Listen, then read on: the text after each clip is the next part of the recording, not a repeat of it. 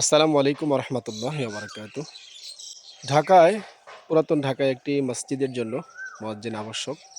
তো সেখানে আমি একটা পোস্ট দিয়েছি গতকাল। তো সেখানে অনেকে আজান পাঠাচ্ছেন আমাদের হোয়াটসঅ্যাপ নাম্বারে।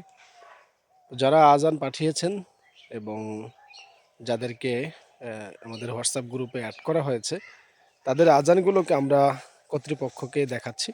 ওনারা পছন্দ করলে, ওনারা নির্বাচন করলে আমাকে জানায় দিবে, অথবা গ্রুপে জানিয়ে দেওয়া হবে ইনশাল্লাহ। তো মূল কথা যেটা সেটা হলো যে আপনারা অনেকে আজান পাঠাচ্ছেন অডিও।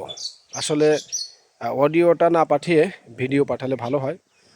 আর আরেকটা বিষয় হলো, আপনারা যেখানে আজানটা রেকর্ড করবেন, মেহেরবানি করে একটু ভালোভাবে রেকর্ড করবেন। অর্থাৎ কেউ কেউ দেখছি যে নিজের চেহারা দেখাচ্ছেন না, কেউ আবার একেবারে ক্লোজ ক্যামেরা সামনে নিয়ে ভিডিওটা করছেন, যেটা দেখতে অসুন্দর দেখাচ্ছে।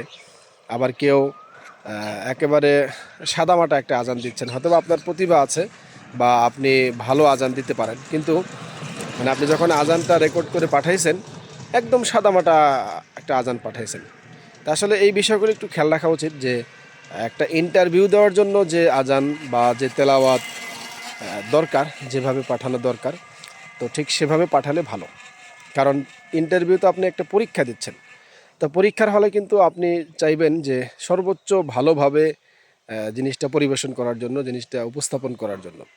তো সেক্ষেত্রে যদি আপনি একেবারে নর্মাল করে করেন, তো তাহলে কিন্তু আপনারই এখানে লস হচ্ছে। তো সকলের কাছে অনুরোধ রইল, আপনারা যারা আজান এবং তেলাওয়াত পাঠাবেন, অবশ্যই ভিডিও পাঠাবেন এবং খুব সুন্দর করে আজানটা রেকর্ড করার চেষ্টা করবেন। আপনার যতটুকু সুর আছে, কারণ কণ্ঠ তো আল্লাহ তাআলার দান, আপনার যতটুকু আছে সর্বোচ্চটা দিয়ে আপনি রেকর্ড করার চেষ্টা করবেন ইনশাল্লাহ। আশা করি আপনি উপকৃত হবেন। আসসালামু আলাইকুম রহমতুল্লাহ।